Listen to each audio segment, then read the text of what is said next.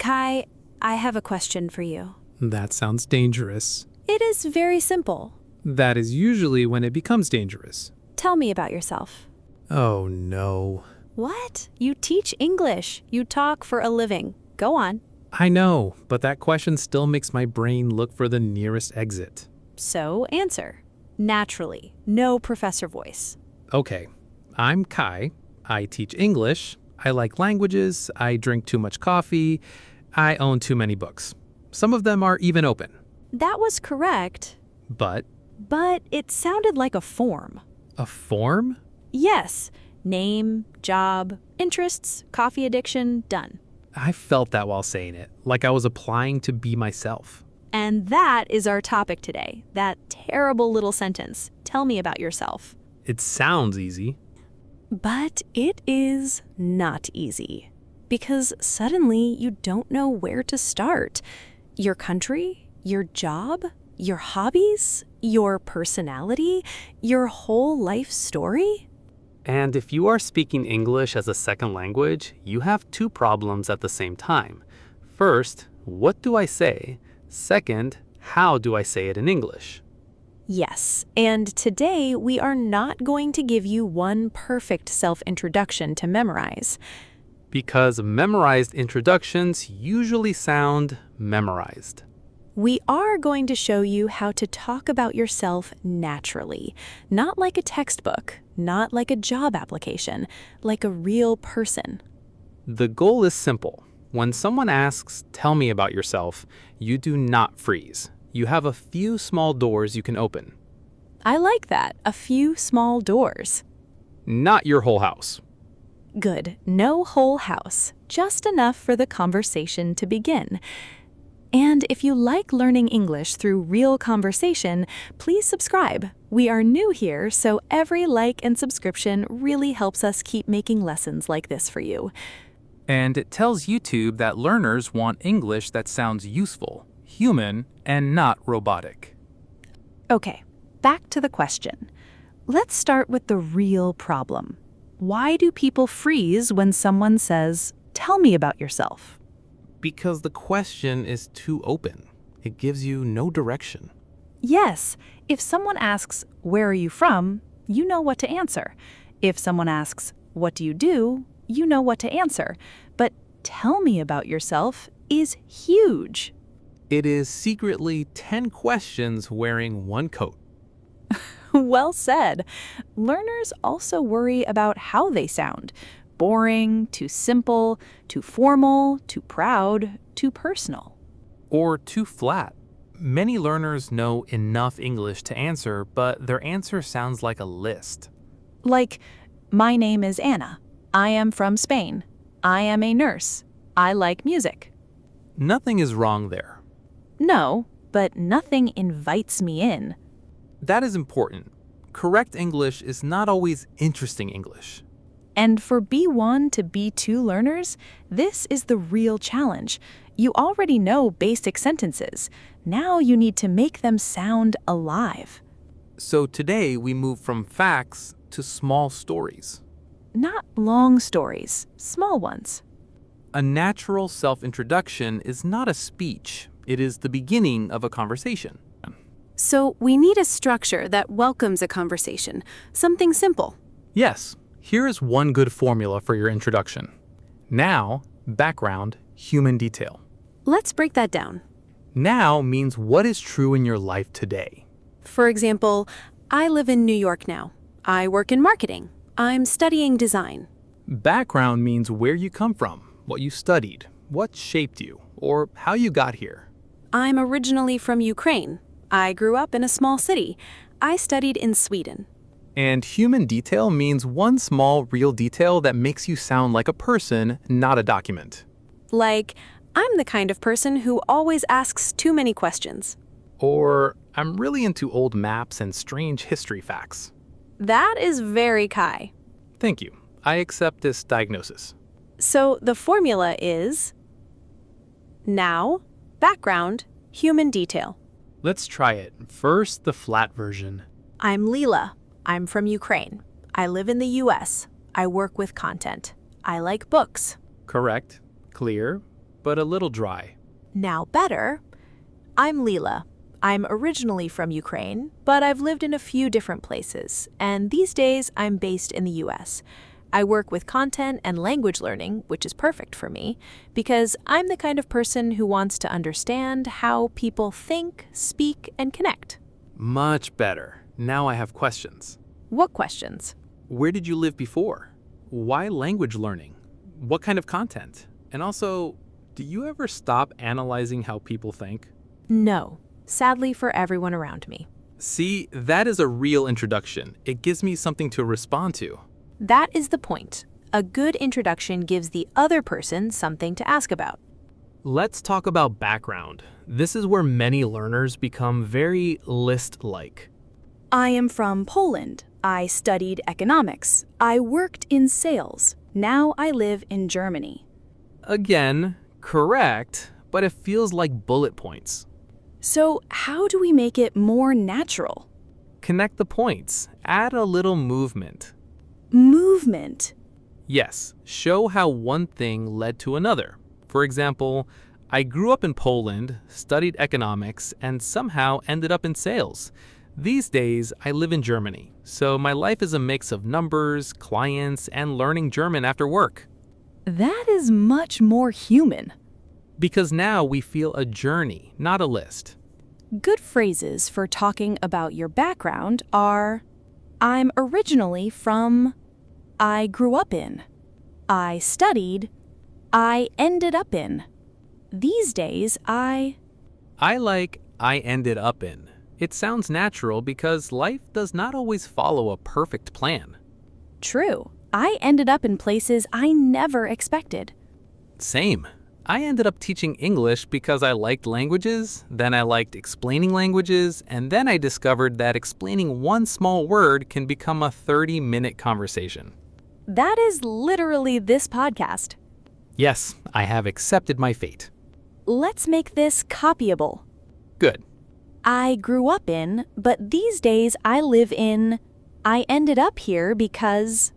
Example. I grew up in Brazil, but these days I live in Portugal. I ended up here because I wanted to study and experience life in Europe. Nice. Another one. I'm originally from Turkey, but I've been living in Canada for 3 years. I came here for work, and now it feels like a second home. Simple, natural, personal. Now let's talk about work or studies. This is where people often sound like a CV. I am a manager. I am a student. I work in sales. Again, correct, but if you stop there, the other person has to do all the work. They have to ask, what kind of manager? What kind of sales? What do you actually do? So give one more useful detail. The formula here is I work in plus your field, mostly with plus real activities. For example, I work in marketing, mostly with content, campaigns, and communication. Or I work in sales, mostly with international clients. Or, I study business, and I'm especially interested in how companies build strong brands. Much better than only I study business. Show an example with your own job. First, the flat version, then the real version. Okay, flat version, I teach English. True, but not very you. Better version, I teach English, but what I really enjoy is helping people see the logic behind the language. I like when a word suddenly makes sense. That is very you. Yes, it sounds less like a job title and more like a person. That is the goal. Do not only name your job. Here are some useful templates to sound more natural. I work in, mostly with. What I like about it is I study and I'm especially interested in. Example, I work in healthcare, mostly with older patients. What I like about it is that every day feels human and important. Strong, simple, real. Now, hobbies. This is where English learners often become very safe. Safe how? I like music. I like movies. I like cooking. All fine, but it can sound like textbook English. Because we need one detail. Yes, a hobby should show what gives you energy, peace, curiosity, or joy. So the formula to talk about your hobbies naturally is activity, feeling, and one detail. Example: I'm really into cooking. It helps me relax after work, and I love trying recipes from different countries. Much better than I like cooking. Here are a few phrases you can use right away. I'm into. I'm really into. I've recently got into. I'm not amazing at it, but I enjoy it. It helps me relax. It gives me energy. I'll try. I'm really into old books. Not just reading them. I like the smell, the notes people write inside, the feeling that the book had a life before me. That is weird, but beautiful. I will take both. My turn. I'm really into cities. I like walking around a new place and noticing how people live, what they buy, how they sit in cafes, what feels normal there. That sounds like you notice everything. I have moved enough times to become professionally curious. That should be on your business card. Professionally curious. Good. Word nerds, notice something. Neither of us used very difficult grammar, but the answers feel personal because they have details. That is perfect for B1 to B2 learners. You do not need fancy English to sound interesting. You need specific English. Now, the dangerous question. How would you describe yourself? Terrible. Everyone becomes a job interview poster. I am responsible. I am hardworking. I am friendly. These words are useful, but if you only list them, they sound empty. So instead of labeling yourself, show a small habit. Best phrase? I'm the kind of person who... Examples. I'm the kind of person who asks too many questions when I'm curious. I'm the kind of person who needs a plan before I start. I'm quiet at first, but I warm up after a while. That last one is very useful. Warm up means you become more relaxed and more comfortable after some time. Kai, how would you describe yourself without sounding like a CV? I'm the kind of person who can spend 20 minutes explaining why one word feels different from another word. That is not a description. That is a warning. Fair, but accurate. I would say, I'm the kind of person who looks calm, but inside my brain there are 15 open tabs. Very modern, very believable. The nice thing about I'm the kind of person who is that it sounds natural. It gives a picture. And it protects you from sounding arrogant. Yes. Instead of saying, I am very intelligent, which sounds dangerous, Very dangerous. you can say, I'm the kind of person who likes understanding how things work.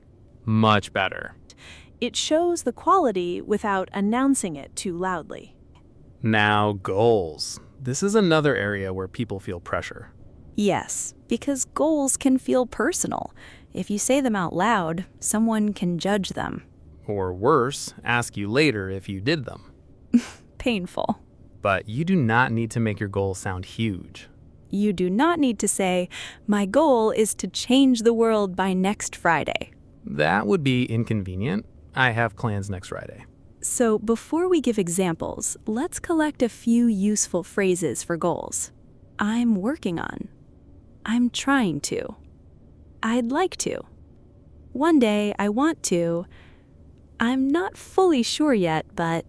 These phrases sound natural because they allow progress. You're not pretending everything is finished. Example. I'm working on my English because I want to feel more confident at work. Or I'm trying to speak more naturally, not just correctly. That one is very important for our audience.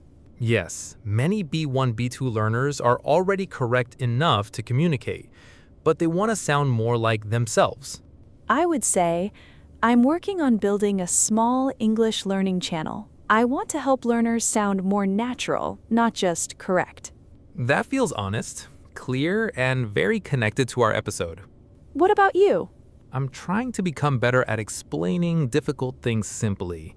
One day, I want to write a book that makes people feel less afraid of grammar. That is the most Kai dream I have ever heard. Thank you. It has footnotes. Now, one more problem. Many learners ask, how do I talk about myself confidently without sounding arrogant? Good question. The difference is often in tone and detail. Arrogant sounds like, I'm great at everything. Confident sounds like, I'm proud of how much I've improved. I'm better than other people. Confident sounds like, I've worked hard and I still have a lot to learn. That is the key. Include effort, include honesty, leave space for growth. Here are a few useful phrases you can take into your own speech. I'm proud of. I've learned that. I'm still working on. I have a lot to learn, but... Example, I'm proud of my English progress. I still make mistakes, but I can express myself much better than before. That is confident and humble. Humble means you do not act like you are better than everyone else. But humble does not mean weak. Right. Being humble does not mean saying, "Oh, I'm terrible. I know nothing. Sorry for existing." Please, do not introduce yourself like that. Better, I've worked hard, and I'm still learning. That's a strong sentence. Now, let's build a natural self-introduction step by step. Start with the textbook version. I'm Lila. I'm from Ukraine. I live in the US. I work with content. I like books. Clear, but dry, and not very interesting yet. Step 1. Add background. I'm originally from Ukraine, but I've lived in a few different places, and these days I'm based in the US. Step 2. Add work with detail. I work with content and language learning, mostly helping people understand English in a clearer and more natural way. Step 3. Add interest. I'm really into books, psychology, and the way people use language. Step 4. Add personality. I'm the kind of person who asks a lot of questions because I like understanding how things work. Now, put it together. Hi, I'm Lila. I am originally from Ukraine, but I've lived in a few different places, and these days I'm based in the US. I work with content and language learning, mostly helping people understand English in a clearer and more natural way. I'm really into books, psychology, and the way people use language. I'm the kind of person who asks a lot of questions because I like understanding how things work. That sounds natural. It has facts, but it also has movement and personality. Your turn. Okay. Hi, I'm Kai. I teach English, but what I really enjoy is helping people see the logic behind the language. I grew up surrounded by books, so I became the kind of person who thinks a word can have a whole biography. I'm really into languages, history, and old cafes where nobody asks you to leave after one coffee. That last detail is painfully real. It is part of my identity And notice, your introduction is not a list. because it gives people things to ask about. Books, words, old cafes, language logic. A small door into a conversation. Now it is your turn, learners. You do not need to write your whole life story. Please don't. Not in the first conversation. Write 4 sentences. Sentence 1 now. These days I... Example, these days I'm working in sales and trying to improve my English. Sentence 2, background. I'm originally from... Example, I'm originally from France, but I've been living in Spain for 2 years. Sentence 3, interest. I'm really into... For instance, I'm really into cooking because it helps me relax. Sentence 4, personality. I'm the kind of person who... I'm the kind of person who is quiet at first, but warms up after a while. Put them together, friends, and you already have a natural self-introduction. Not perfect, natural. And natural is better than perfect in conversation. Because perfect can sound like you memorized it. But natural sounds alive. Let's recap. When someone says, "Tell me about yourself," you do not need to panic. You do not need your whole life story. Use the formula. Now, background, human detail. For background, use phrases like, I'm originally from, I grew up in, I ended up in, these days I. For work, add real activity. I work in marketing, mostly with content and campaigns. For hobbies, add feeling and detail. I'm really into cooking. It helped me relax after work. For personality, use I'm the kind of person who. And for goals, use I'm working on. I'm trying to. One day I'd like to. Remember, your introduction is not a performance. It is an invitation. You are giving the other person one small door into your world. Not the whole house. Just one door. Maybe two, if the conversation is good. So here is your challenge. Write one sentence about yourself in the comments using one of today's phrases. I'm originally from, I'm really into, I'm the kind of person who, I'm working on. One sentence is enough. Simple is enough. Honest is enough. And next time someone asks, tell me about yourself, you can start with one small, real sentence. Because a good conversation does not begin with a perfect answer. It begins with something real. And that's where your English starts to sound like you. Word by word. Door by door. That one's yours now. I'll take it. You're listening to Word Nerds, where we help you understand English. Remember it. And use it like yourself. See you in the next episode.